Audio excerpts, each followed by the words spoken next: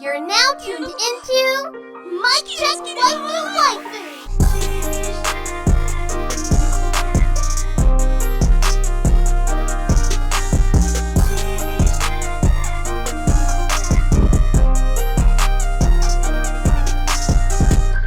Polo and Tell, is that you? Mic check. Mic check waifu waifu. Tellionaire, is that you? Polo Wall, what's up? This is episode 151, Palindrome, Mic Check Waifu Waifu. As always, it's brought to you by Loot Complex. Make sure you go to lootcomplex.com and use that offer code waifu to save on your entire cart. It's also brought to you by Patreon producers. Our Patreon producers being A.B. Aaron Brown, Dre, The GOAT, G. Johnny from Anime Analytical Podcast, Ked the Pro from Chaotic Culture Podcast Explicitly, Monique Williams and Nachi. Shout out to Nachi. Appreciate you, brother. All right. They're Mic Check Waifu Waifu is an anime podcast brought to you every Tuesday at 9:30 a.m. EST. We cover seasonal shows, new shows, and all the current anime that's currently going on. We talk spoiler talks in the second half of the show. This week being Spy Family, Summertime Rendering, and what else, Tell? Tomodachi Game. Let's do Tomodachi Game.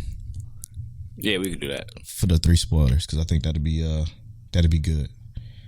And yeah, we talk about that in the second half of the show after our music break. You can follow us on Twitter at Mic Check Waifu. I'm at Polo Bornfly. That's at King Telliano. This this episode, we got a few topics to talk about this time. Yeah, a few. Because what's that you drinking? This is some strawberry jasmine oolong tea. For those of you who are watching early on the Mic Check Waifu Waifu Patreon, getting early access to the video version is real good. Where you get that from? Is that like an Oriental store or something? Yeah, it's a lot of those. Yeah. It's I think it's a H Mart. You ever been to Two Hands yet? No. What's Two Hands? It's like the Korean corn dogs. Oh no, not yet. Yeah, that was the first thing we tried because Monique was like, yeah, we got to get that. She literally looked it up. It was like around the corner from the hotel we were staying at, and it was good, bro. It was good. I ain't gonna lie to you. All right, yeah, this anime podcast. My bad, man. Hey, how you doing, Polo? To be real, man, I'm doing all right. I'm tired. I worked a lot this week. I did a lot of little side hustle, if you want to call it that or whatever. Polo always hustle. I'm a little exhausted, but I feel you. I'm here. We got, man, listen.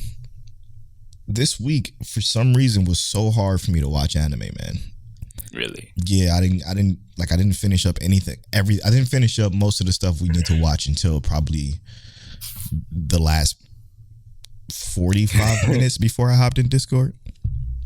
I was struggling, man. I couldn't get in the mode. I have these moments where I'm just not in the mood. Especially if I exhaust myself, like how I was doing this week. I exhausted myself, and I'm like, fuck. I literally would come home, sit at my desk, and be like, okay, I'm about to do this, and I would just sit here, right? Literally do nothing, just kind of like look, maybe watch a YouTube video, but I wasn't even in the mood for that. Then I would go lay down, get up, and do the little hustle again, come back, and do nothing again. I don't know, man. It was a rough week for me. You want me to shed a little light on that? Yeah. I'm currently, because y'all know I'm a certified personal trainer.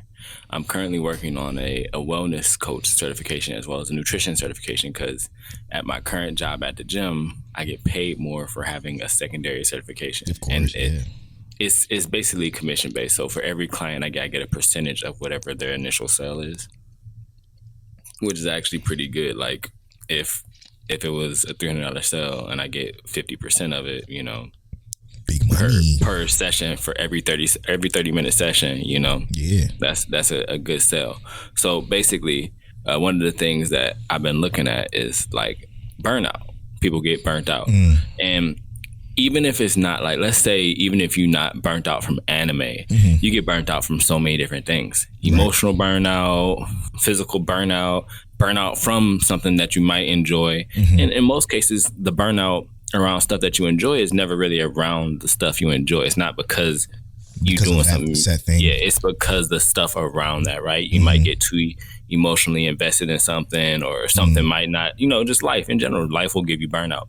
So, sometimes, you just got to take those moments to rest, bro. And we need it, bro. Because, I feel like we be grinding. We've been grinding for a while. I remember at one point I had 2-3 jobs, Polo, 2-3 jobs kind of dude. Then, we was working and we doing the podcast. Then we moved. I'm having kids. Polo got everything else he dealing with. And, burnout is normal. That's going to happen. So I'm saying to both my brother and our listeners over on Mic Check Waifu podcast, we appreciate you for listening. For sure. But take care of yourself. Take a break sometimes. I'm not going to say don't let yourself get burnt out, because that's not a reality. It's going to happen to everybody. Yes. But when you do get that burnout, realize that you got to take care of yourself. Yeah, man. And I'm going to make a suggestion to our listeners too. Turn off your phone, man. Don't get on Twitter. Don't get on Instagram. Don't get on nothing. Just sit back, relax, and take time to think to yourself. And if you have to turn off your phone, I would say take out your battery, but that ain't a thing nowadays anymore. Damn, I'm Very old. few phones. Very few phones let you take out your battery. But just relax, man. Just take some time when you get off of work. Ain't nothing wrong with just laying in your bed and not doing anything.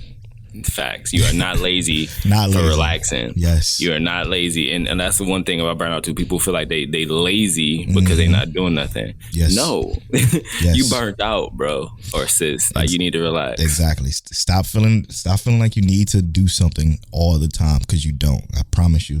Whatever you about to do is going to be there. Take it from us. We know. And we work very, very hard. A lot.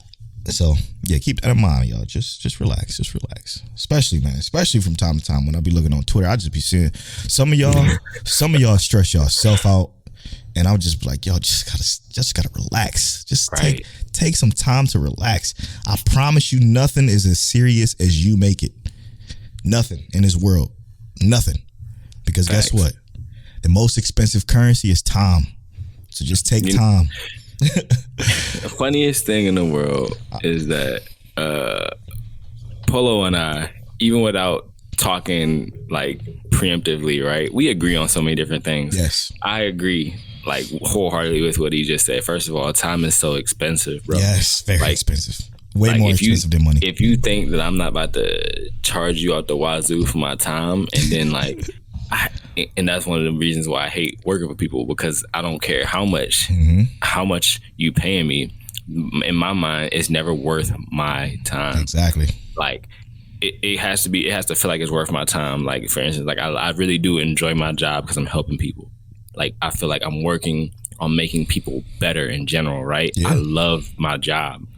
But do I love going into somewhere and working for someone else? Punching the clock? No, bro.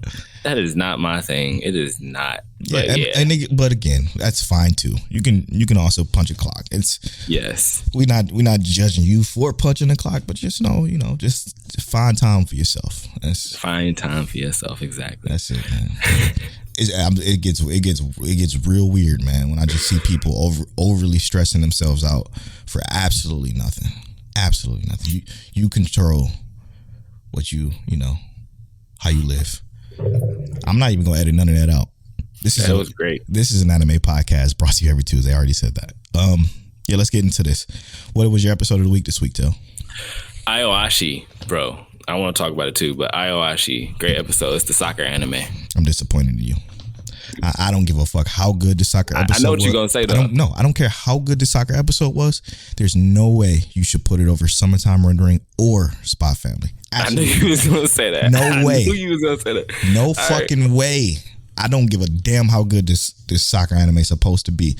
Then, what Spy Family did was the most beautiful shit. That's spoiler talk in the world. We gonna get to the spoiler talk. I'm not gonna spoil nothing, but it was the most beautiful shit in the world, animation wise, pacing wise, story wise, just wonderful. Then Summertime Rendering blew your fucking mind with the seriousness that we all need this season.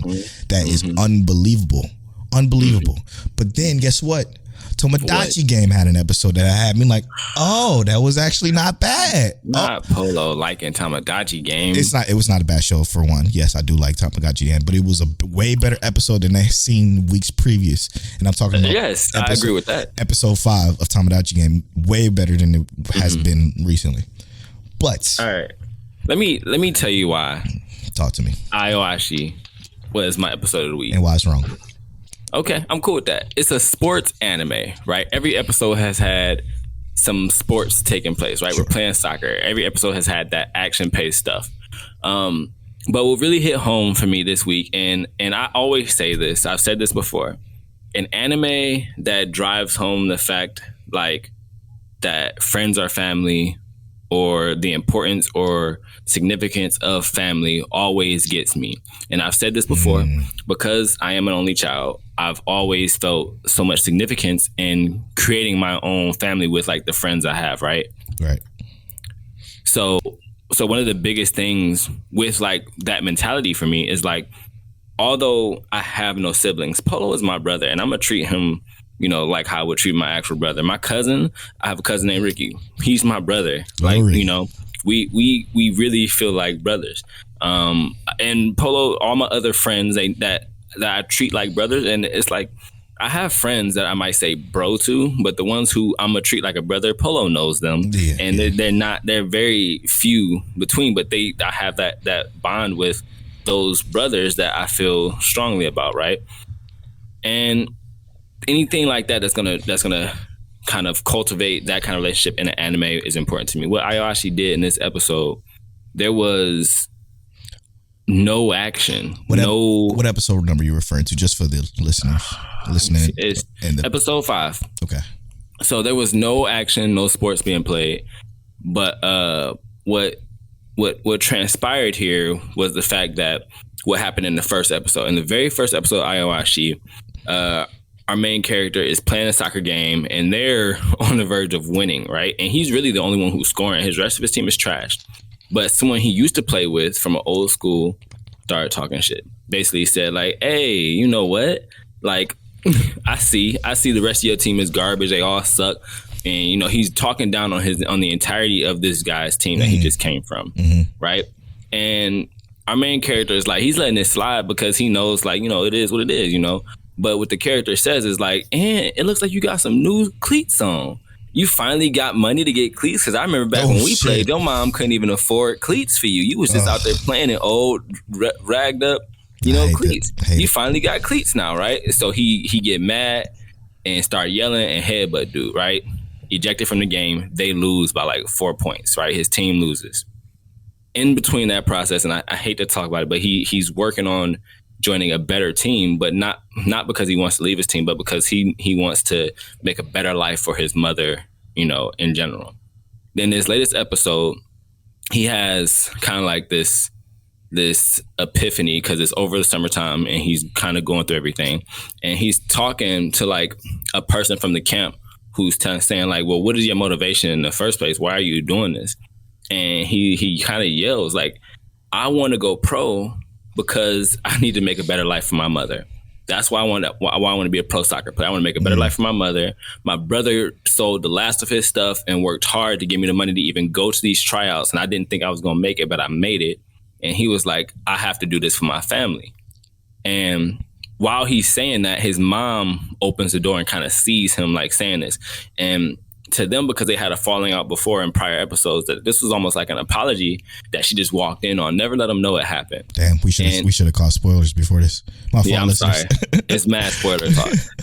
But this is why this episode was so good for me.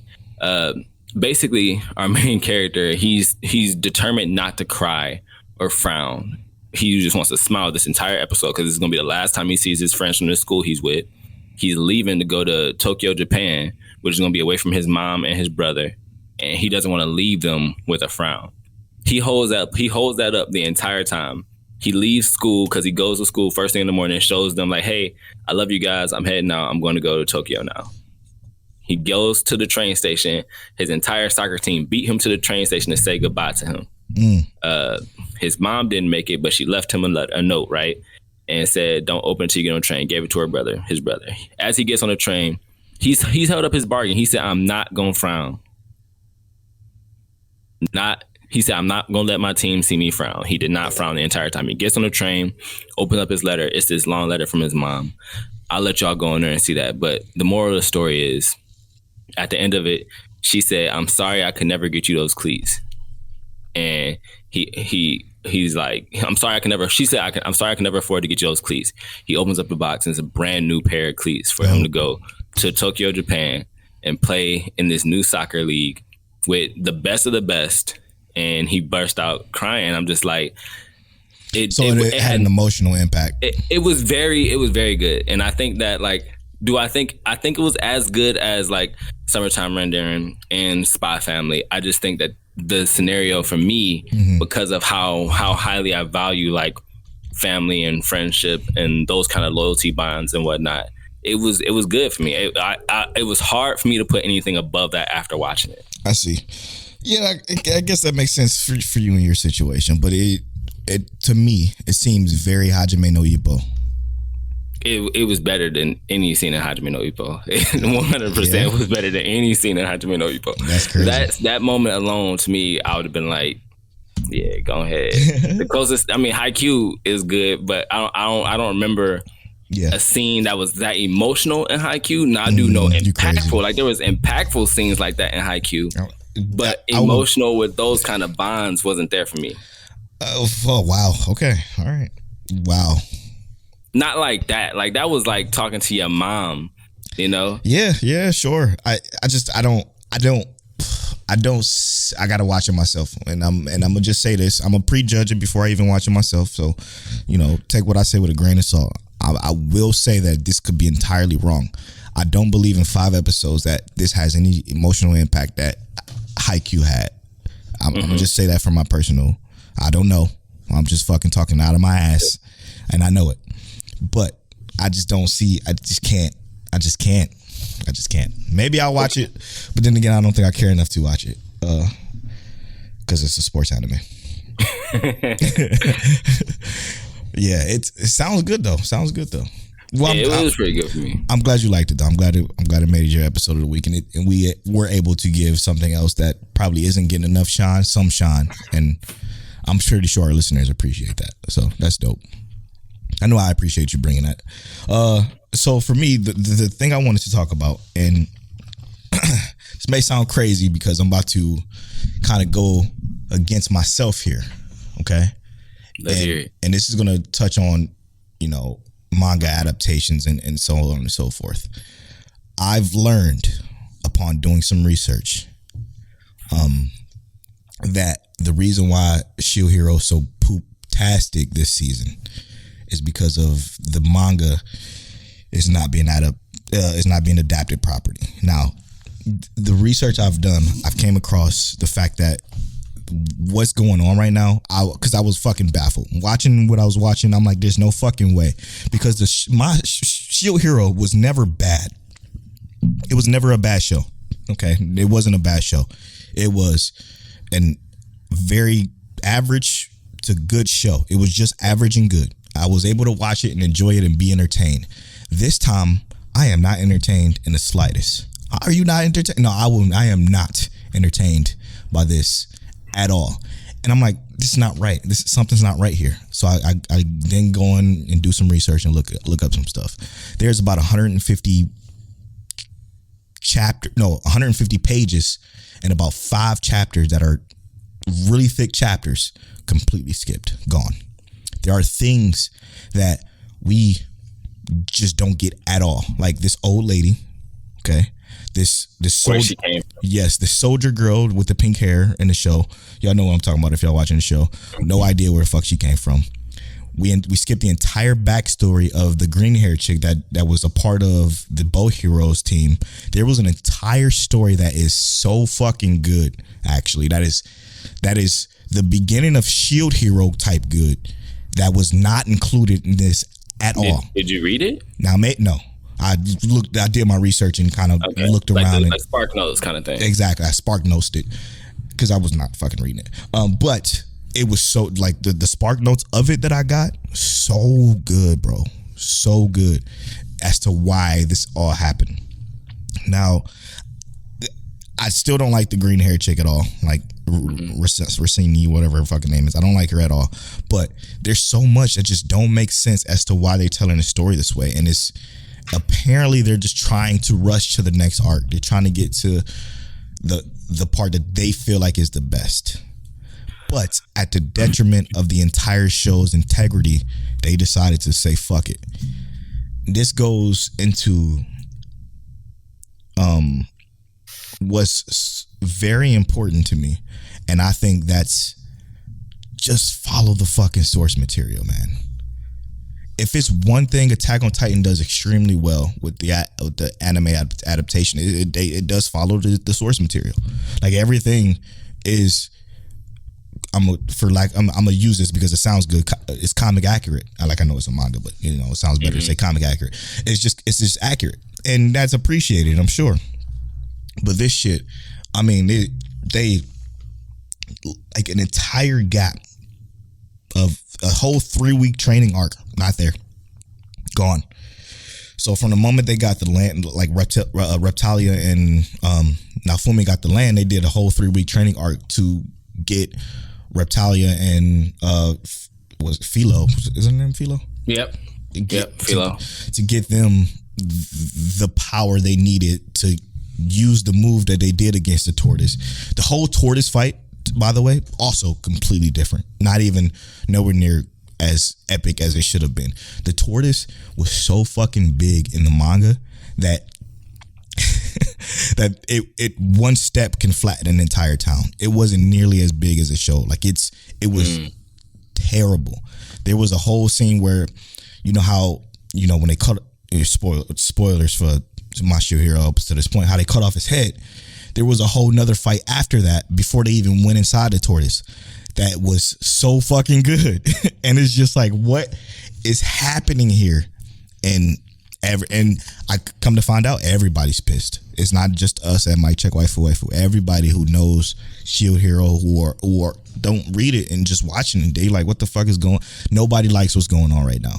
But I am thinking it's because of a bigger situation. I think they're just trying to get to the next arc, which might be better than this. They just might say, fuck it, you know, this arc is okay. Let's bite it to get to the next thing. Not question to you, Tel. Do you think that is a probable method as far as adapting a manga in anime? Because they already announced season 3, so they got 2 and 3 coming. I think that's a horrible thing to do. And the only reason I say that, because they could lose so many fans to this. Yes. Right? Like, imagine me sitting through this. You've lost my faith at this point. Right? Mm-hmm. Like, you were already wishy-washy on this to begin with. Yeah. Like, you already wishy-washy on it to begin with, and you thought you didn't even think it was bad. But I can't disagree with anything you said, because I think this is bad. Like, I was watching this latest episode, and I was like, why do I care? Nope. And I was really trying to figure out, why do I care? Why do I want to watch this? And I'm thinking, like, I'm just invested because it's Shield Hero in that first season I thought was pretty good. Yeah. You know, I thought it was above average. I thought it was something I should watch. And now I'm watching this, and I'm like, this is not at all what I care about. Like, nothing about this feels good to me. Yeah, it's sullying a taste of what was a show where I was like, you know, I thought it was good, but I'm like, it's just good. But now, like, I don't even feel good about saying that it's just. Yeah, I can't say the season is good. Yeah, because it was so much better. Not at all. Not even close. And to know that it lacks so much context. That's context. What I was going to say earlier, is that a lot of it is about context. And where we at right now, there's not, like, what are we, 5 episodes in, something like that? Yes. And it's going to be, what, 12 episodes? 13. It's not, ain't no way. Ain't no way they can fix this shit. Yeah. It's not Demon Slayer where we're going to get just a straight meathead but amazing animation. Mm-hmm. They can't fix this. They can't. It's just not, it's not up to par. So why do you think this happened this way? And I think a lot of it is the fact that they're trying to, you know, go straight for the money, right? They think like this next season is probably what's going to be the driving point for it. And like you said, but also you have the idea that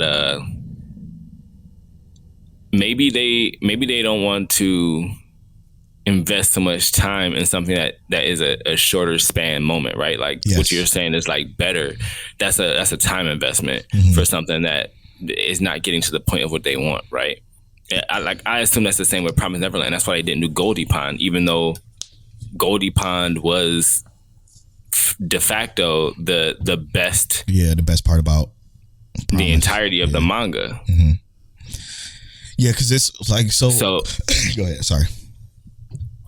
So it's hard to like look at this and see any light in it, especially after being burned with other series that did similar things and rushed through and skipped stuff that just felt imperative or important to the people who read the manga. Bro, do you even remember the fact that the other heroes are missing? Yeah, I mean, I do know that they're missing, but we didn't see them go fight the tortoise. We have no context for that. There is an entire reason why they're missing, and the reason why they're missing is because they. Spoilers for people who didn't want to know for this, but they touched on this in the manga that they already skipped, but they went missing because they didn't want to take the training that was set up by the queen for them to get stronger. Because what they also didn't tell you is that the main cardinal heroes that we got, they're some of the weakest in the verse right now. They're just above average adventurers. Like, you know, you got the average adventurer and that was born in this world. They're slightly above that. And that's how powerful those other heroes are. So when they learn that, they found out that they have to do a training, and they sit at the round table with the queen, Naofumi, all the heroes. What we saw, basically. Yeah, but they say they skipped that conversation. They skipped the entire conversation talking about what the whole conversation was basically about was them saying I'm not training with Naofumi, essentially jealousy. Now, what spawned from that was the reason why what's her name, Reese, yeah, whatever that chick name is, gets kicked out the party. Somebody broke the Bo's heroes, his bracelet. Okay, there is a whole fucking like mini arc as to what happened with that. They investigated. Some of the Queen's shadow folk people found out who broke it. It was an actual spoilers, but the problem was the reason why she's using she's using like physical, like a sword instead of magic, is because she's extremely gifted with the magic, as they kind of touched on briefly in the show. The bow hero was jealous of her because she was getting more praise than he was, because she was actually more talented with magic than he is with a bow. So he decided to give her a sword and say, this is what you're going to do. Took her out of her wheelhouse completely, turned her into this whole fucking other warrior that she's absolutely is not. And then decides that, you know what, she's still, I gotta get her out. Breaks his own bracelet. Then the other party member says that it was her that did it. He kicks her out the group because of that. Naofumi comes in, finds out, he investigates this whole thing, finds out what really happened, destroys the bow hero, like dogs the fuck out of him on some episode 1 now, or what was that, episode 2? That might have been episode 2 where he was dogging everybody, but he started dogging a bow hero, talking about, I don't even fucking respect you no more. You ain't shit. You were one of the ones I actually respected because of blah blah blah blah blah. He did seem like the cool one. Yeah, goes off on the bow hero, and once he realized that, he just treats the bow hero like a little kid from here on out.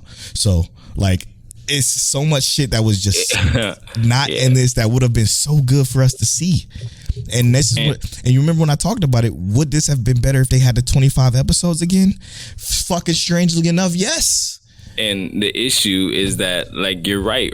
Like, if we had the 24, 25 episodes, what made this show good, or makes this show good, is the relationships, right?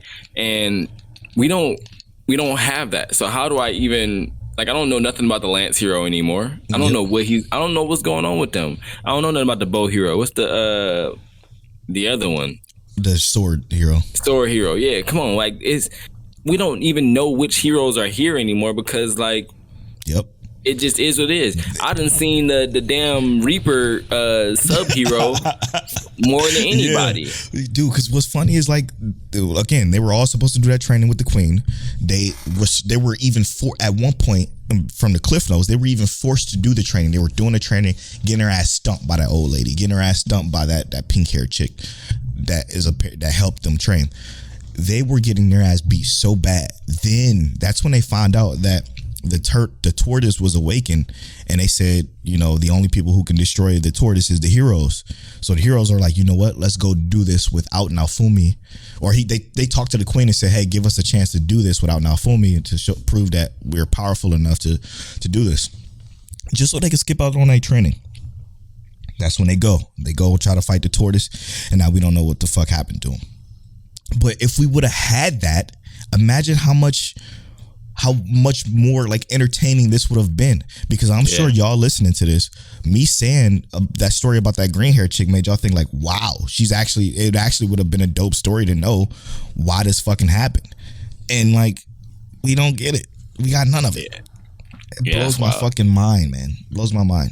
It's like they cut themselves off at the legs. It's crazy, because like you said, now they're gonna be missing. Like people are gonna fall off. Okay, we're obviously gonna watch it for the sake of the podcast, but there are gonna be so many people that drop this shit because of it, or it could be people like us that's like, you know, I'm committed, but like they're probably gonna lose a lot of people, which then gonna make season 3 just who's gonna give a fuck. Right. I mean, and how do they even, like, it's not like it's something they can retcon, right? Like, they come back in with some OVAs and say, this is just what happened in between this. Like, they could do that, but it's not going to feel necessary anymore. You already skipped all this shit. And it just sucks that they did that. Let's end this topic on this. Let's fix it for them. Everything the context that I just gave you with everything. Let's try to fix it. Okay, I'll go first. I think the one way they can fix this is after this tortoise fight. And I don't even know if this is going to fix it, because it would piss me off if this actually happened. But after the tortoise fight arc happens, let's say it gives it 2 more episodes. That means they're on episode 7. That's wrapped up. Then they take the time to fucking flashback, which would be terrible, by the way. This is a terrible idea, but this is my idea. To flashback to all those moments that we completely skipped, i.e. why Rise is with actually left the bow hero, and that whole situation between Naofumi. The training arc that the heroes, that would be so stupid because the fight would be over by that time. But all the heroes train, like all that shit in a matter of 4 more episodes. I think that's the only way. What about you? What's gonna happen is, and I can see this happening, is what they'll probably do if they do a flashback is it's gonna be something where like they see the bow hero again, and what's her face is gonna be like, I want to join you, and he's gonna finally break and say, I don't want you part of my group for whatever reason. Yeah. And it's gonna come into Naofumi defending her, saying like, well, I know that you broke your bracelet yourself, etc. And she's gonna find out and be heartbroken, and then boom, they'll show the flashback, intertwine it. Yeah. Ugh. I can see that, but it's like, am I gonna be happy with it? Not necessarily, but at least now I have the context. But there's still, it's just so much context missing, bro. You know how many flashbacks they got to do to make that work? Yeah, you're right. Because like 3 weeks of training it's a lot. Yeah, that's a lot. 150 pages, bro. That blows my mind. Yeah, ain't no way. Ain't no way, man. Ain't no way. All right, Tel, what you got for me? You said you had something to bring. All right. So I brought this topic to Polo last minute, like literally 5 minutes before we started recording. But I just wanted to know, like, and I want to ask, the listeners, the viewers, and Polo himself, what is your life like after the Crunchyroll and Funimation merger? How do you feel about your anime consumption now? Does it feel any different than it was before? Do you feel any changes, any effects? Do you even feel like it's just that mentioning itself is different? Like, is there anything different for you right now? Yes. Other than being on the Crunchyroll app. Yes. For me, it's definitely different. And I'm gonna start off with the good things. The positive thing is that I only pay $10 a month. Okay, instead of $15 a month. Cool. That's nice. I enjoyed that because I had Verve, which was $10, and then I had Funimation, which is $5.99, so $16 a month.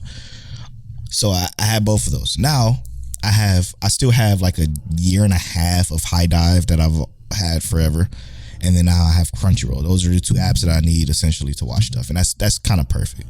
The bad news is that I need to rely on AniList so much more now than I've ever had to before. And the reason being is because Verve was just so much better with like curating and just viewing, or it was much more searchable when it came to anime. I fucking hate trying to get on Crunchyroll and trying to find the anime I need to watch. So let's say, for example, I'm not on my computer and I'm not using the feature I talked about in the video that's on youtube.com/MikeCheckWaifu or MikeCheckWaifu YouTube. I'm not on my computer. If I'm laying in the phone on the bed on the Crunchyroll app and I'm trying to find a show that I know I'm watching or have watched, I have to literally dig for it. I have to search almost the exact name to get it to pop up. Instead of it just showing up and, man, hey, these are all the shows you previously watched. It shows, Crunchyroll shows what you're interested in or what they think you'll be interested in, but it doesn't show everything that you previously watched up until a certain point. And that's fucking frustrating. So the app sucks, cock. I hate the app. I fucking hate cock-a-doodle-doo. I fucking hate it so much, bro. But paying the cheaper amount per month and having stuff in one place has been decent. So, but they haven't added Funimation to Crunchyroll yet, by the way, and they were supposed to do that. They've been supposed to do that. Yeah. One of the things that I like about it specifically is I feel like my anime viewer, like everything I'm watching this season is either there or on the site that shall not be named, right? True. Yeah. And I don't have to think about like, oh, I'm going to Funimation's website to look for this, or I'm going here. I think the only other thing I watched was Bubble, which was on Netflix, right? Mm-hmm. Right. So I like just having that peace of mind, knowing that wherever I'm looking for anime at is here. This is what it should be for the most part, unless it's specifically in Japan until it releases or whatever. But yeah, I agree. I wish that they would just take it a step further and say like, now you can also catalog your entire viewers list here. Yes, man. Yes. Like, and there is still some optimization because on my computer, the Crunchyroll website works great for me. Yeah. On my TV, I will click. Let's say I click Spy Family. It went to like Attack on Titan. And I literally clicked Spy Family. Yeah. I left Spy Family, went to click on Trapped in a Dating Sim, and it went to Love After World Domination. I was like, well, I ain't watched this yet, so I'm just gonna watch this. Yeah. But it's like I'm clicking on it. I'm literally watching the orange square around it. I'm like, that's it. And I click it, and it goes to an entirely different anime. And I'm just like, you know what? We just gonna watch this shit because I gotta watch it anyway. But it's so finicky.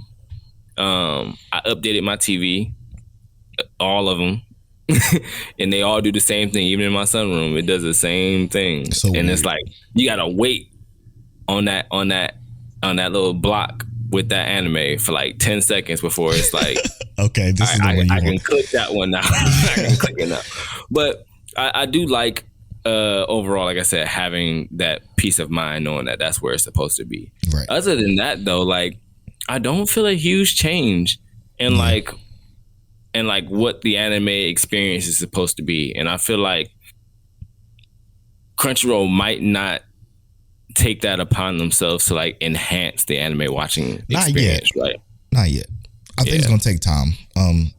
Because like I said, they don't even have all the old stuff that's on like Funimation that's, the dub migrated over yet, or even shows that were just on Funimation on over to Crunchyroll yet. Like I don't think I can watch Log Horizon season 3 on Crunchyroll. Actually, matter of fact, let me search it because and they said it was supposed to be merged by what was it, the 1st of March or some shit like that, mm-hmm. And it's just not. So if I go Log Horizon.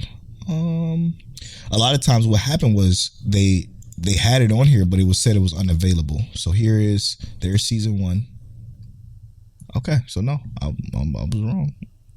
I was wrong. Yeah, I remember like Hajime no Ippo was on Crunchyroll, but you couldn't pull it up on Crunchyroll. You know exactly what I'm talking about then. Yeah. Okay. Yeah. But they do have localized on here now, which is dope. Sweet. Okay. But yeah, I don't know. I think it's gonna take so much more time because like even their app that kind of looks a lot like Verve did or does is still in beta. So like they got a lot of work to do. Like you said, cataloging the anime would be so much better. Like you could on Verve. It was so good. So good. All right, I got one more question. Sure. And this is just because I experienced this for the first time this week, and I thought it was kind of funny. Mm-hmm. There's a coworker I have, another trainer, and he was asking me, you know, I told him like, you know, I do an anime podcast, I watch anime, and I try and be like, I guess, real with people. Like I just watch anime. Sure. And dude was like, yeah, I watch a lot of anime too. He's like, what?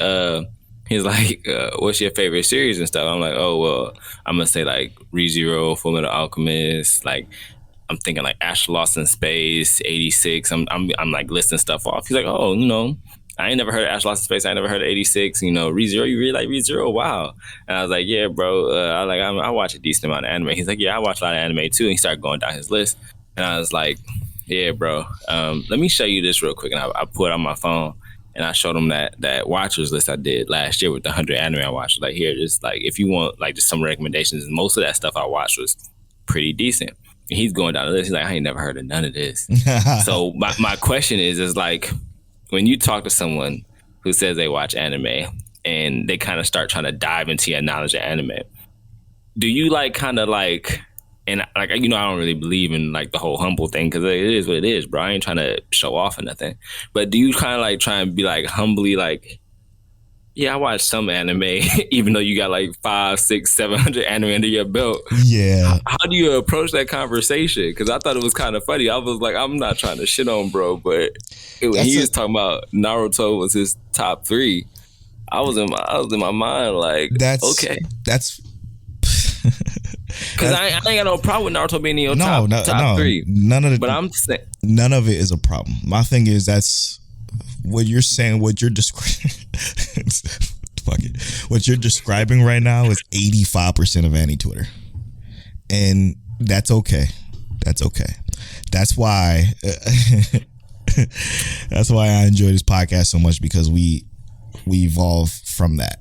You know, that spirit that spherical conversational piece of just it being those select few of anime. So humbly, when somebody comes and asks me that question, you know, you watch anime, what kind of anime you watch, or, you know, have you seen this?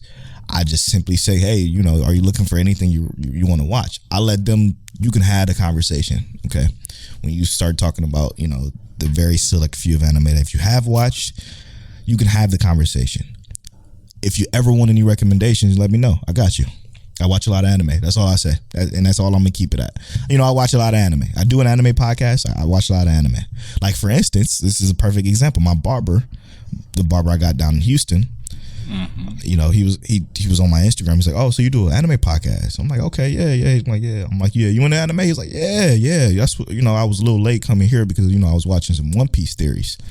And I'm like, oh, okay. So what kind of anime you like? And he just started naming his list. And obviously it was, you know, Bleach, One Piece, Attack on Titan, Dragon Ball. It was just, you know, it was those. I'm like, yeah, that's dope, man. That's dope. And I'm like, yeah, you know, let me know if you need any recommendations. That's all I said. Because conversations like that, you know, they're limited.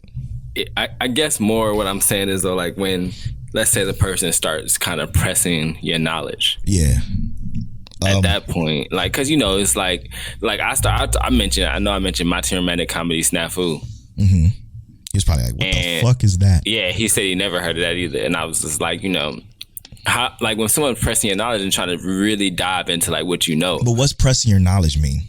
Like asking you, like, you know, like what genres do you watch? How many have you watched? Like if they really start asking you, get into those questions, like what's your top 5? Like top 5, I think is relatively easy to just, I'll rattle off a real good top 5. It ain't gonna necessarily be my top 5 for sure. But like when I said like Fate, you know, in my mind, I'm thinking everybody know what Fate is right now because it had that major blow up first season, second season thing. Yeah. And he never heard of Fate. or he ain't never heard it. He said he hasn't watched it yet. And I was like, all right, cool. You ain't watched it, and I'm giving him some stuff. Just don't watch X-Arm. don't watch X-Arm, but you can watch just about everything else. I don't ever see myself getting they just ask me what kind of stuff you like, and if they ask me, I can answer the question simply with my top 5. And my top 5 is against probably I think most people have heard of it, right? Like when I look at it, I mean, probably not Clannad, probably not Astro Lost in Space, but I got Steins Gate on there, and I got ReZero, but I also have Grimgar. So it's like, I don't know, maybe not. Right. So I don't know. I don't know. It's, again, that's who you described and who my barber is 85% of our anti-Twitter. And that's fine. I just, I let them be. I let them have their own little funds with the daily Attack on Titan spaces or Hunter x Hunter spaces or the spaces of the exceedingly usual. One more thing before we head to get to know my Check Waifu. We got a DM from a good friend of ours, Philip J. Woodward. Oh yeah. He hit us. He shared his tweet that he tweeted. He says, he said he wanted our thoughts on this. So, what better place to share our thoughts than on the show? His tweet said, "I can't believe it's been a year since Kentaro Mora Platt. I'm sorry, I'm bad with names. Mora passed, which is the Berserk creator. It was one of the most heartbreaking things I see. It was one of the most heartbreaking things to see in a long time. Berserk is what got me into reading manga in the early 2000s and beyond. Thank you, Yamura.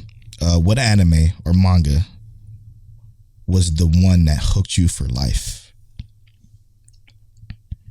Very powerful question, because Yamura was very huge into anime. I know our guy Cry, from the owner and creator of Loot Complex, is a big Yamura fan, big Berserk fan. It's one of his favorite anime. What anime was the anime that hooked me for life? Oof. So I feel like my answer for this is obvious, but I do want to say first and foremost, Berserk is one of those series that is a staple for many fans, especially for like the older population, because of how mature it is. Absolutely. And how gruesome it is, but there's also some really good storytelling in there. So it is very sad when we see something like that, a great creator, a great story writer. These people, they sometimes pour their heart and soul into their series, and it sucks to know that, that's the end. Yeah. And, that's just what it is. But to give my context, the series that grabbed me by the neck and said, "You gonna watch anime forever now," like, it has to be Full Metal Alchemist, because it's just my series like that. Yeah. Obviously, I watched Dragon Ball. I've watched, like I said, Samurai Warriors, or Ronin Warriors. There's a list of anime I've watched before that, but the one that made me feel like, okay, I'm committed was Full Metal Alchemist. For me, now, while I could say it could have been Dragon Ball Z, and I believe, what was it, the 4th grade or something like that, whenever that was, it was the Frieza saga. I had a VCR in the living room, and me and my brother used to share the TV because we only had like 2 bedrooms. We had my sister's room, 3 bedrooms. We had my mom's room, my sister had her room, and then me and my brother shared a room. And we used to like have like different times where we would share the TV in the living room, because I had the VCR and we used to record tapes and shit. I recorded the entire the entire Frieza saga. Yeah, the entire Frieza saga on tape. I would never forget that. While that could be the reason what got me hooked to anime, it wasn't. The one that got me hooked to anime was Ghost in the Shell. Ghost in the Shell was the one I watched even before I watched Clannad. I'll never forget it. I was in Texas with my father. It was in 2008. My father had a bunch of like DVDs that he got from Iraq that they, the bootleg DVDs they used to sell for like for what was 10 cents to $1 for my father, and he was just buying a bunch of shit, buying a bunch of anime DVDs. And he was like, and he saw that I was looking like watching, I believe, what was I watching? I can't remember what I was watching, but he was like, "Yo, Tajay, there's a show that I think you will like. You should check this out." And he gave me these stack of DVDs. The first one, it was Ghost in the Shell, and then the second one after that was Initial D. And I popped those into this little portable DVD player that that was popular in 2008, and just laid on the futon and watched those all the way through. And I would never forget. Ghost in the Shell it's not that good. I'm gonna be honest with you. It's good, but it's not that good. But it was so impactful for me because I'm like, whoa, this is what this could be. And in that, what got me curious into just a bunch of different shit. Because then I popped in Initial D, watched the entire, I think it was 3 seasons at the time or 4 seasons or whatever it was. Watched all 4 of those seasons. Like, this shit is absolutely incredible. I thought that drifting shit and the story behind him and his father owning this little, I think it was like a tempura or ramen shop or something like that. And he was doing deliveries and just fucking driving down this mountain. And as he was driving down the mountain, he was like, maybe I could. Then he was just going and whipping that motherfucker around these mountains. It was so ill. I'm like, this shit is incredible. So for me, I will probably say it was Ghost in the Shell and Initial D was the ones that got me hooked for life. Those were the ones I'm like, shit. And I would just dive into different shit. Like after that, 2009, I believe it was when the clinic hit for me, and it was off to the races from there. And again, Gamora is that for a lot of people. Like, that was one that was like hard because I'm like, he has so much more, so much more he could have gave. I'm sure, even if it was a new series and not just Berserk, I'm pretty sure he could have came out with some heat, and it would have been heat. So, right. Thanks, Philip J. That was a good one. That was a good thing to dive into because it's been a very long time since I've looked back on the exact one that made me think, yo, this is the shit. I always love when you tell that story about recording the Dragon Ball. Yeah. I'd be like, yo, Polo, wow, bro. Man. I remember, and I was thinking about that. It's a good question. And the reason I think it's a good question is because, like, I remember Dragon Ball being impactful for me as a child because that was where, like, a lot of my art started was with Dragon Ball. Yep. But I like to think about that perspective in this way. Is like, at that time, I didn't know what anime was. So to me, even though I was drawing Dragon Ball in like the 2nd and 3rd grade, to me, it was just another cartoon. It was a cartoon that came on Toonami at 5 o'clock after school. And then I got into middle school, and I was starting to learn and understand, like, okay, it's something different, but it's still just like a cartoon to me. But by the time I got to that Full Metal Alchemist phase, I started to see like the themes in these Japanese cartoons or this art style and stuff like that. It's more mature. It's just different, right? And that's when I realized, like, oh, I'm hooked now. And like I was in there. Yeah. So Polo probably had that similar experience. You know, exactly. He realized that the themes in this and what this is it's just different. It's not like the cartoons you grew up watching. I saw the major titties. I'm like, yo, Dad, you sure I should be watching this, bro? Oh, there you go. I'm like, Pops, what is this? Hey, you ain't complaining. But no, it was good though. It was great. Again, Ghost in the Shell I think is just an okay anime, but it was so very, very impactful for me. I will never forget. I would never forget that series. Like, I would remember the last episode like it was fucking like it was yesterday. That scene in the fucking fight and just the water and it was insane. It was beautiful. It was beautiful. Again, the show ain't that great, but just it has some moments for me that's just very, very memorable. I think we should do a rewatch of that eventually. And eventually, we ain't gotta do it now, but bring back the long forms. That might not be a bad idea. I kind of like that. All right, let's get to know Mic Check Waifu. This is part of the podcast where one of us rolls a random number generator. The other reads a question associated with that number. There are how many questions in the list, Hell? 36, huh? Okay. I think it should be 35. 36. Okay. Ran out of questions. Okay. Question is 11.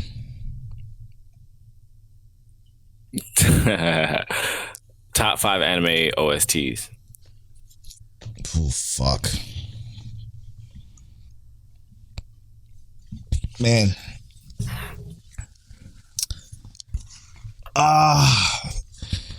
Tonikawa Over the Moon is number 1 for me.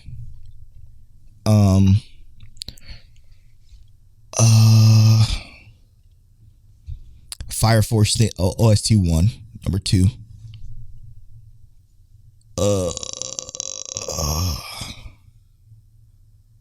Link Click OST. Number 3. Was it the intro or it was the intro? I think it was the intro.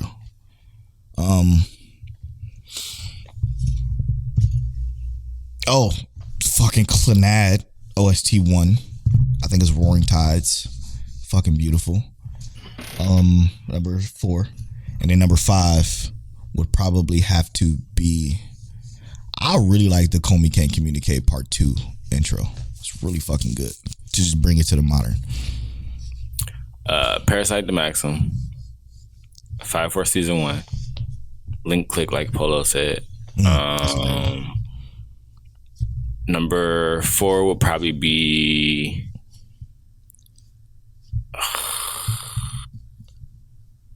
let's go with and I know I really don't fuck with this anime outside of this, but Inuyasha. The intro? The outro. Oh, the outro. Okay. OST, you know, soundtrack. Yeah. Yeah. And number 5 would be Haikyuu. Oh no, let's go Hajime no Ippo, because that shit was Hajime no Ippo got me hyped. Yeah, that one's a banger. All right, when we come back, we're going to be spoiling Spy Family, Tomodachi Game, and Summertime Renderer. We'll be right back after these.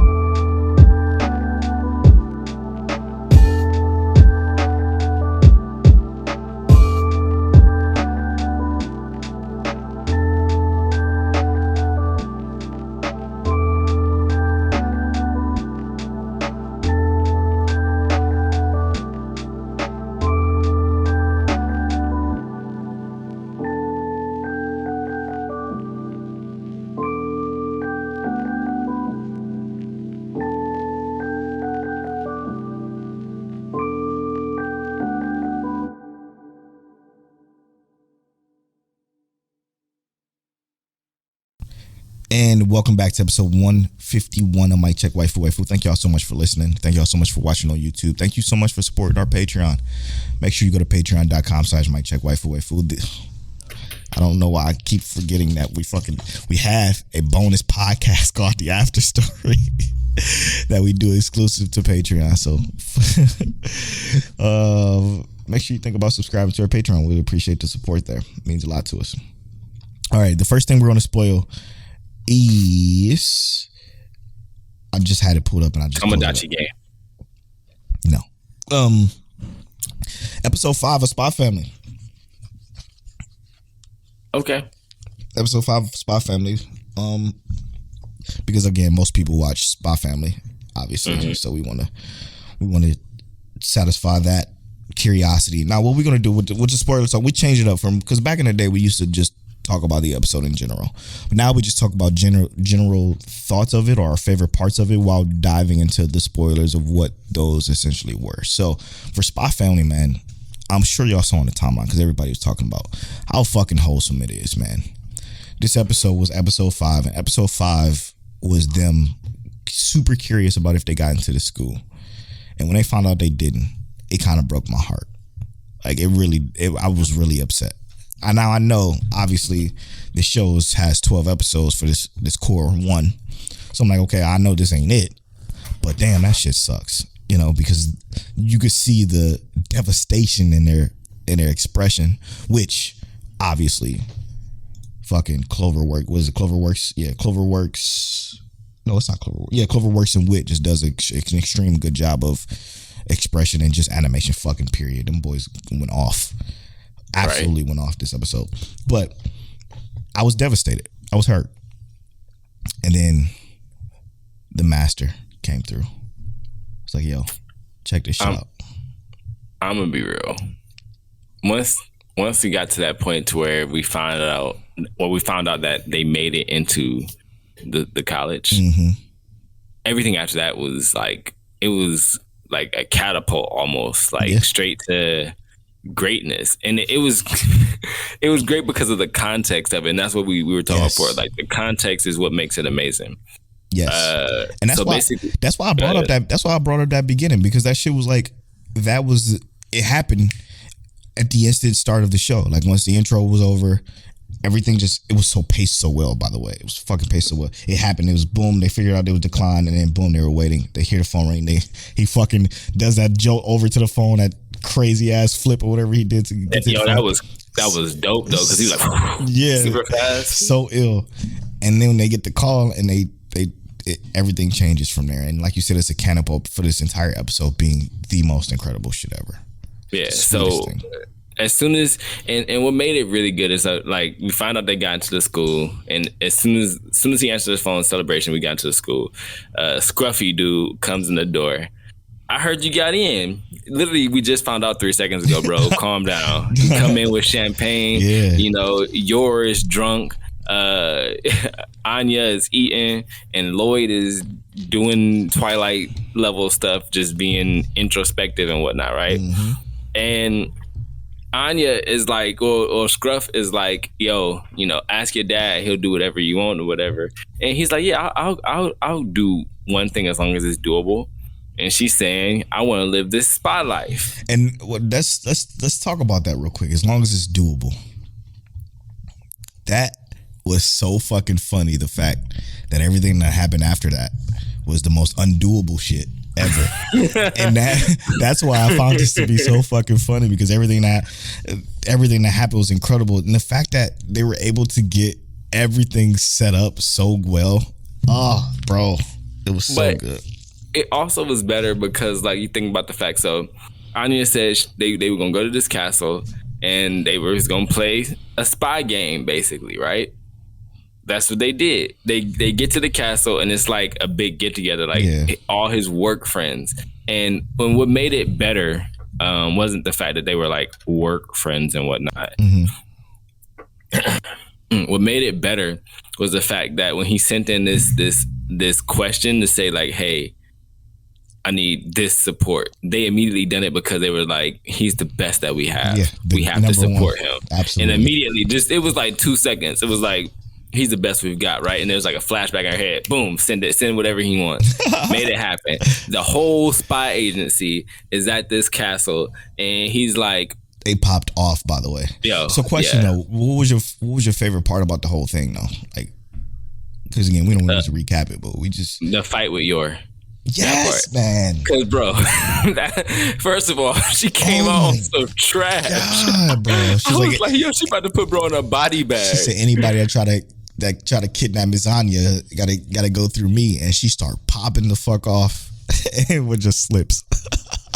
and it wasn't like she slipped. He kicked her foot, but it was still the principle that, like, yo, she cut bro face. Mm-hmm. She was going in. She was hitting him with the combos. I was like, oh no, this is a real final boss right here. What I actually also loved was, I love the fact that that when he put on a mask, the joy in Anya's face was the cutest shit. Yeah, man. I'm like, oh, this is so good, man. It was such a good episode. But what also made it so good is that, like, everybody was so excited to see what he was made of. They wanted to test and challenge him. And then you see him dog the entire agency, bro. Mm-hmm. I was like, yeah, this dude a GOAT. Unbelievable. It was unbelievable to watch people that admire him. And they were, what was also so cool about it was nobody, and this goes to just show how good the fact that they could do wholesome so well, so pleasant, but the fact that everybody was there and they were just in on it. They were in like, from the henchman act, like putting on the henchman clothes, to trying their damnedest to get them, and just committed. That's it. That's the word I was looking for. Committed to the bit. It was so much fun to see, man. Something about this show, and you know what? No, I know what it is about this show. It's just the pacing is 10 out of 10 perfect. I don't think nothing has ever came close. 5 episodes. I feel like these 5 episodes, I feel like we've watched this show for 20 episodes already. But it's straight to the point. That's what it is. That's what it is. Straight to the point. And I love it, man. I love it. Now we get to see how the school goes. It's like it's so perfect because, okay, you get the little quote unquote school arc, right? Them trying to get into the school. Him trying to find a daughter. Then it goes to him trying to find a wife. And then that all gets solved. And it all got solved in like 3 episodes. And it was so well done because it still gave you time to get to know these characters and fall in love with them. And now we've accomplished the fact that she's in the school, and we got time to digest the fact that she made it into the school with this little game that they played, which was so cute. And then now we get to see where it goes from here, which is obviously, I think, is going to her starting school. Where do you think it's going to go? We know that you manga readers already know, but I think that it's going to be a competition amongst the students, obviously, from what they kind of gave us. Interesting. Like, these students are going to feel like they compete with each other, and Anya is going to be unbeatable because she's a telepath. Yeah, exactly. Well, I just take it. But the thing is, though, and they foreshadowed this, which I know the show does well. They foreshadow very well the fact that she has trouble when it's too many or too much, and I think that's going to be a huge factor into this. Do you want Lloyd to find out about Yor, and then them find out about Anya? I do, only for the fact that, like, I don't like that they have, like, those secrets between each other, but it also makes it just kind of interesting to see, like, they don't know. But at some point, you got to think about, like, she's an assassin and, like, one of like the highest caliber, and seeing him dash and jump and whatever he's doing to what he's, the way he's doing what he's doing, to me just sounds crazy that she don't think, okay, he's not just a chiropractor doctor. She was blacked out drunk. Yeah. So that's exactly, and then that's exactly. But she wasn't drunk when he did it in the house. Well, yeah. And when he jumped from the building to land on dude, yeah, that wasn't. She was cognizant, and true. He was throwing grenades and gave her a ring. And I know he said that this is like therapy for my clients or whatever, but yeah, no, I want them to find out only because, and this is only because I feel like what they could do knowing. Yes. Yeah. They're the fucking Avengers, bro. Like They are. They would be unfucking stoppable. But also think about the love that Anya would feel. Yes. Because she literally feels like every time anyone's found out that she was psychic, that they wanted to be as far away from it as possible. Right. But if they find out she's a psychic and then they're just like, oh no, we still love you. Yeah. Actually, if anything, it's better than ever. Thank you. Now help. Let's work together. It'll be so sick to have it. Anya will be living her life that she wanted. Yep. To have an honest family. Oh, I can't wait to just see more. I don't know what's going to happen. I don't care to know what's going to happen. I just can't wait to see more is what I feel about this show. And I haven't felt that way in a very long time about a show. Yeah. And with that being said, let's move on to Tomodachi Game. That's what we're doing last. Okay. Summertime Rendering? Yes. Absolutely. Summertime Rendering. Unbelievable episode. This episode had the twists and turns. Yes, man. What? Ushio? Mm-hmm. We know that it was the actual shadow of Ushio. Okay, has to be. We figured that out at the very end, because at the very end, Mio says, did you find out from that traitor? Yes. So she traded on the shadows, or something happened to her where her memory of the original Ushio is taken over. And for one, him finding Ushio was just crazy. I'm like, well, what the fuck is going on? But when the episode continued and, he was trying to hide Ushio and shit, bro, this show is unbelievable because it blows my mind. My mind right now is jumbled up like the episode was. And the episode wasn't jumbled up in the sense of, us lacking the understanding, because it was very straightforward, but it was still so many twists and turns that it fucking blew my mind. When you say jumbled up in this episode, what I think about is the fact of I didn't know what to feel. Yes, exactly. That is my thought. Ushio, to see Ushio and realize that it's her. Like, at first I'm like, I can't put, I don't have the knowledge of this show yet to say is that the real Ushio or is that the shadow? Like, I'm thinking in my mind, did the real Ushio kill the shadow? What happened? Or is this the shadow Ushio and exactly. Ushio's mind took over? We don't know, right? But she's so what feels like genuine, even though this is animation, she feels genuine in her actions, like what she's doing. And I love how she interacted with everything. She acted like this was not anything different for her, even though she's not supposed to be there, that kind of thing. And I'm thinking he's the only one that could see her. I just didn't know what to think. Exactly. Until it got everything to the point. I thought. It's so creepy. That's creepy as hell. But until it got to the point to where it was she's real, right? Because she pops up with the mask on in front of the people that she loves, and they're all shocked. Hold up, you're dead. Why? Why are you here? And they're not seeing her face yet. They're just she's got a mask on, but that hair, those mannerisms, those all match Ushio. You know what killed me though is when Mio said, "Get away from her. That's not her." To Shinpei, and that shit. When that happened, I felt her sadness. But not only that, what the hell? What happened after that? What happened after that was him grabbing her arm, and I'm not letting her go. And the tonal switch, that tonal switch having wait, so is the real Mio has? I was thinking, does she have mental control over Shinpei now? Does she fucking control him with orders and shit, and we just didn't know that until she got serious or something? I don't fucking know. But then we find out it's the fucking shadow of Shinpei, which we thought that he was already a mixture of both his regular self and the shadow, which not the fucking case. Obviously, there was a shadow of him the entire time after, no, not the entire time, after he left her that house. Yes, that's what that flash was. I'm like, yo, the way I'm explaining it and how jumbled I feel with talking about this right now is exactly how you feel watching this. And I'm sure y'all feel me, because I can't put into words the emotion I felt, because I felt so many fucking different things. But it's so entertaining. The bigger issue I have is that they played the fuck out of us, bro. Because we see him running to them, right? Yes. And this is how you do a fucking flashback. Even though it was like a 2-minute flashback into what happened 2 minutes ago, this is how you do a flashback, bro. Yes. Like they ran there. Like he sprinted to them to meet them there.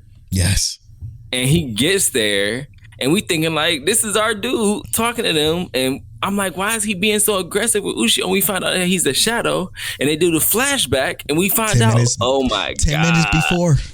And when it said 10 minutes before, when he was running up those stairs, he got about, I don't know, he got about a fourth up the way to the stairs before Mio comes through, and just, she's got all the shadows on the floor. All the shadows are just gone, and copies of people.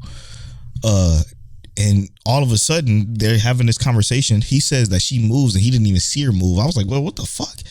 Yeah. What kind of moves do these shadows have? We obviously know they have really super stronger strength. Yeah. Like, unbelievable. Oh, it's crazy. When that happens, when his shadow pops up, he starts explaining literally everything. And he didn't know yet, because he didn't copy his memory yet. Yep. But it was cool, like, because it was more of like the reasoning behind it, right? Like, he's like, if he knew to record you, don't kill him yet. Because don't kill him until, everything is done. Because we need to make sure that, this can't happen again. And it was so it was so cool to see the antagonist kind of reason their plot for the protagonist and make smart decisions. It was so cool. I was like, yo. The only thing that's bothering me is this whole mother thing. Who is the mother? Yeah, that thing is like, that's the only thing I'm like, what the fuck is that about? But we kind of, and I'm not gonna say we talked about this, but I kind of think about it like this. We talked about, like, what if the shadows were the real people of this island, right? Yeah. And I would assume that if that was the scenario, there has to be some source for it before, So maybe it's a person who's been on this island forever, who is the shadow, who copies like one person every so often to try and get to repopulate the shadows on there, but it ends up backfiring from prayers, whatever they say they do.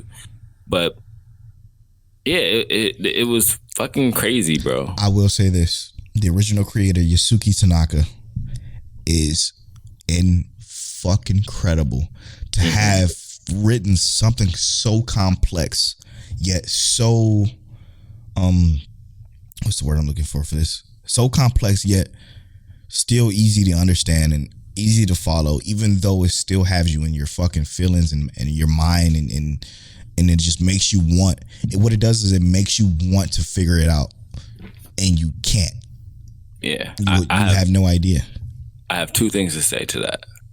One, it had to be, and I feel like this anime is gonna be amazing only because if Disney Plus picked it up.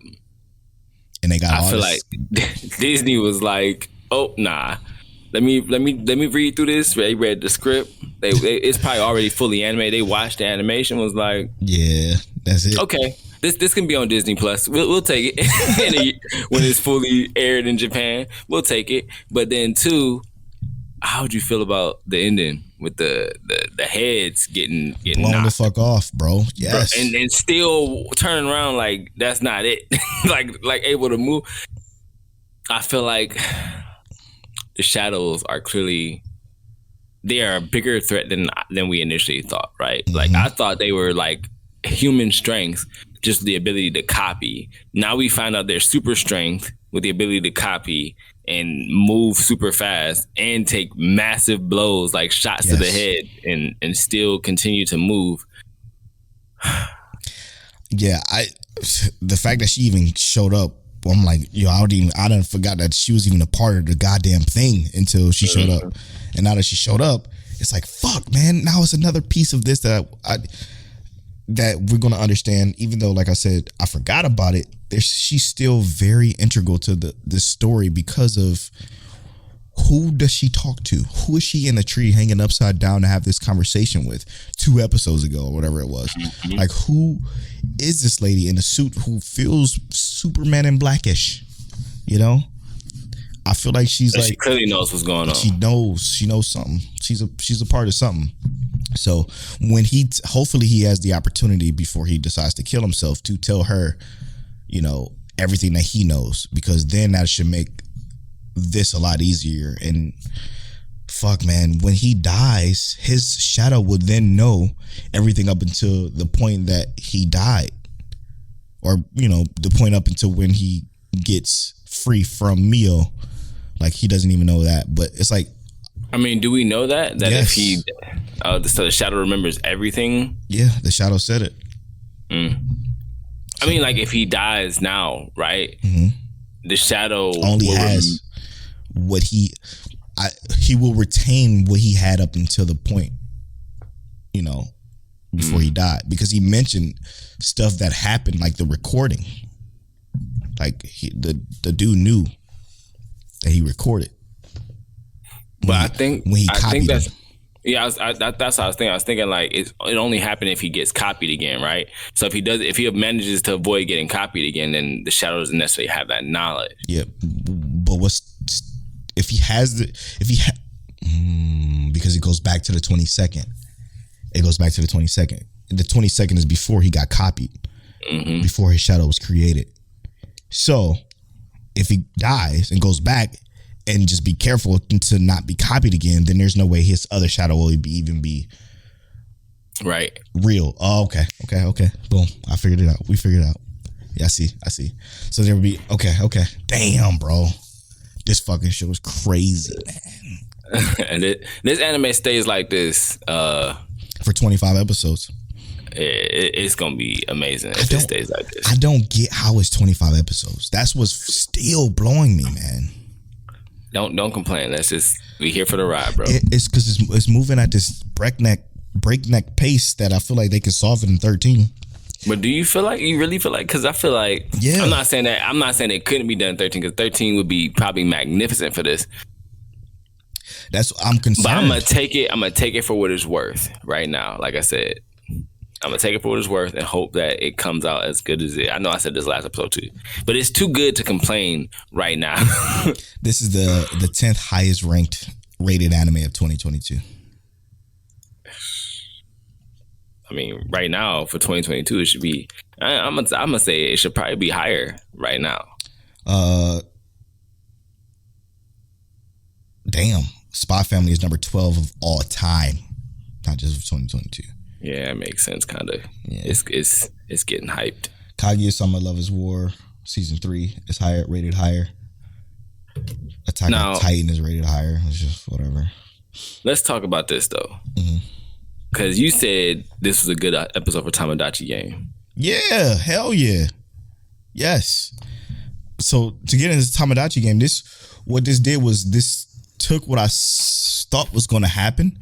I expected this to happen. But the way it happened was so valuable to continuing to keep my interest into the show. Because I knew it was going to happen. Like, we obviously knew this was going to happen. But it's the way that it happened that made me like, oh shit, now I want to see what the fuck this guy is going to do in the next game. Because the way he did that, the way he figured it out, he knew since moment one. And that was so entertaining to me because, again, we knew it was going to happen. The fact that we knew, that we predicted this exact thing and it still managed to be entertaining is valid. It validates this entire show for me. And that's why I figured this was literally the best episode of the entire show. And I don't disagree with that. But what I'm more interested in is kind of how they said that there were 3 traps set that they should have fell into. And I'm interested to see more or less, because I do think obviously our main character is probably way smarter than he's letting on to be. Yeah, 100%. And that's cool. But I want to see really like how far he's pushing it. Nah, he's definitely doing some shit that I don't think a lot of people realize that he's doing. And he's playing games on top of games. Yes, those 3 traps is literally like you can think back when they mentioned those 3 traps. When they just said 3 traps, I'm like, shit. You can think back to times where it could possibly, or what it could possibly be, and that shit is incredible. Because there was times where he would tell wasn't it Tenji, the whole mastermind or whatever, he would tell him to go first, or when he would come out of the booth when Tenji was going through his little internal fucking monologues and shit, where he would mention shit, and he'd come out the booth and everything seems distant and different, but the emotions of the characters would change. Like the emotions of the chick that he was being close to would change, and then the other chick that was at a distance with the longer hair would completely change, and you could sense that they had something going that you just didn't quite get. And the fact that they're using these 2 girls to kind of like to point that out, I think is what's making this for you feel the way you feel. Because if they weren't there, I think it'd be even better. Or if they just had them say the only thing that they said was that this guy is a fucking demon or something like that or whatever, because of the 3 traps that he laid. And that was all they said, because they keep talking, they keep interjecting within the show, and I think that's kind of ruining the impact for me personally. And the way I see it, because I might have seen it different. When I was watching this, and they said what really got my attention was like they said we might have let a human abomination, play this game or whatever, right? And I'm thinking like, all right, cool. So he about to do something wild, right? When they said the 3 traps, I don't think they were speaking about him specifically. I thought they were speaking about they set traps within the game that should have held them back. No. But because of what kind of person he is, he was thinking ahead of the game in order to supersede whatever traps they set in the game. No, it was 3 traps that he set to catch the. I didn't catch that's what they said. I thought they were saying they set traps in the game to catch them. Nope, it was to catch the original fucking the guy, the person who decided to be the traitor and get them in. Yeah, exactly. And that again, it blows my fucking mind, man. It blows my mind. And that's when they mention like this guy's a fucking demon. Because I'm not going to use an abomination because I just think that's a whack ass term. But that's what they said. Yeah, it's totally what they said. But he's a demon, and him grabbing his fucking head when he was down there. It was so good, man. I'm like, it was petty. Yeah, it was very petty. And I'm like, I love that shit. I love that shit. So I'm now looking forward to the next episode, which is in 9 hours, which is tomorrow. That's what it took for Polo right there. Yeah. Oh, what's crazy is that this releases the new episode releases the day that the podcast comes out. So it's like we're a week behind technically. We'll get to know though. Yeah, true. I like it, man. I like the show a lot more than it was again, because before it was like, okay, this is kind of cool. Again, those 2 girls interjecting kind of sucks. I don't like that part at all. I will agree that this episode was better. I'm still kind of like in a I don't know place yet. Warm area. Yeah, but I do think this episode is definitely better. I don't think I'm gonna drop it because that episode did make things more enticing. But yeah. I loved it. I loved this episode. This is how the week went for me. I watched that. I'm like, damn, could this possibly be my episode of the week? And then Spy Family came out, and I'm like, oh shit, no, this is definitely episode of the week. Easy. And then Summertime Rendering popped, and I just watched that 45 minutes before we started recording, and I'm like, oh shit, this is definitely the episode of the week. That's how I felt about watching Ayahuasca. I was like, is this my episode of the week? And then I watched Spy Family. I was like, damn, that was a good episode. Then I watched Summertime Rendering. I was like, oh shit. I was like, wait. Oh my gosh. I'm not sure. But I knew you was gonna pick Summertime Rendering or Spy Family. So I'm like, nah, I'm gonna go Ayahuasca because it was a really good episode. No, and I'm glad, like I said, I'm glad you did, because it was worth it.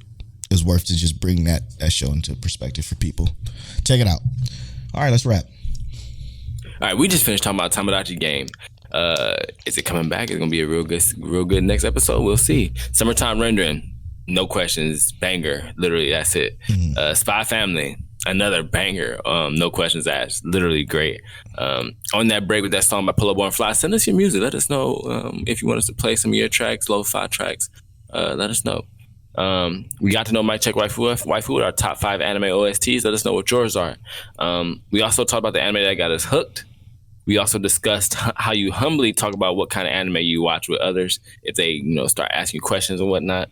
We also asked the question: life after Crunchyroll Funimation merger. How's your anime viewing life going now that we have those together? And then we talked about the manga adaptations in Shield Hero. Is Shield Hero really just bad? Is the manga adaptation what's messing this up? Are they just doing a poor job at it? Let us know. I did a breakdown for Ayawashi, and our episodes of the week were Ayawashi and Summertime Rendering, and we had a burnout talk. If you're feeling burnt out, go ahead and take a break, rest, get that in. Let's make episode 151 of Mic Check Waifu. I'm at Polo Born Fly on all social media. I'm at King Taliano on all social media. You can follow our social medias at Mic Check Waifu on Twitter and at Mic Check Waifu on Instagram and TikTok. And as always, Mic Check.